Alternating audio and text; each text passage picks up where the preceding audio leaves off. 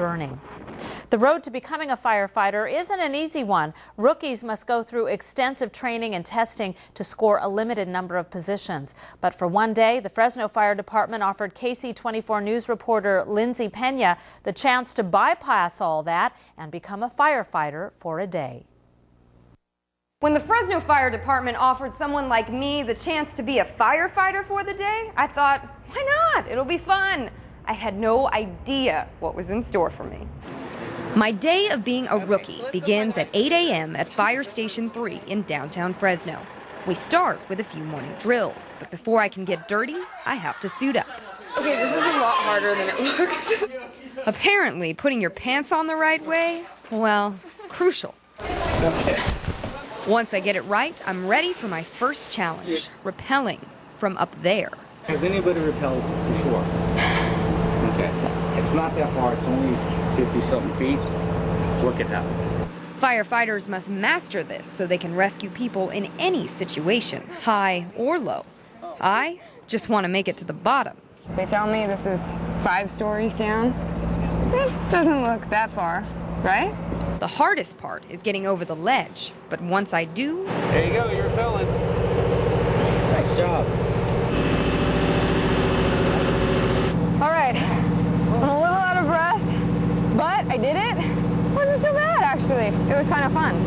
I might do it again. After I've conquered rappelling, it's time to move down to the 4th floor for a lesson on fire behavior. You're going to notice the difference between sitting where you're at right now and moving your butt to the floor here in about 2 minutes. In a house fire, firefighters need to maintain what's called thermal balance, with temperatures distributed evenly throughout the room. If too much water is sprayed into the flames, the thermal balance can be thrown off, causing smoke to billow out of control. Despite what you might think, it's not how much water you use, but how you use it. The water applied in the right spot, it just takes hardly any. You'd be surprised, even at the house fires that we go on, how little water we actually use. 90% of the fires that we go on are handled with the water off the first apparatus that arrives. But firefighters don't just put out blazes, they're also rescuers. Many times the only people who can get someone out of a deadly situation. When the truck comes, it carries all the gear that's behind me, and it's all the hydraulic tools and the come-alongs and the high-lift jacks and the power equipment that then they use to go in to cut into the car.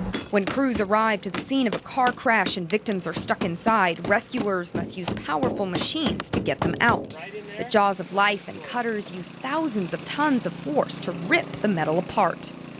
I get a chance to use the jaws and find out they're much heavier than I'd expected. I don't know if I can... Okay, I'll hold it. Okay? It gets heavy after all.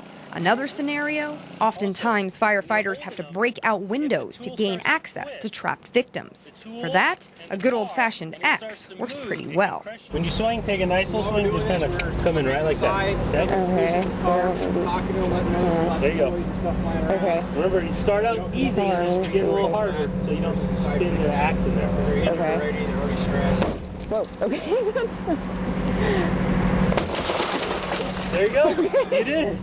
By this time, I'm pretty tired, but not too tired to fulfill a lifelong dream. So you can't be a firefighter for a day without sliding down the pole.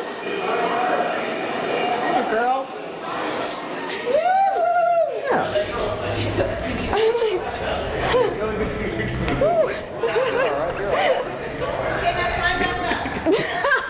I don't even know how you do that. My afternoon is spent on a ride-along with the guys at Fire Station 9. And then, just as quickly as it began, it's over. Right. So on behalf of the Fresno Fire Department, I'd like to thank you for coming down and proving that you can be a firefighter for a day. Thank you. Even though my day as a firefighter was much harder than I thought it would be, it was an experience I'll remember forever. It was fun to pretend for a day, but the brave men and women who do this job day in and day out truly are heroes. Lindsey Pena, KC24 News.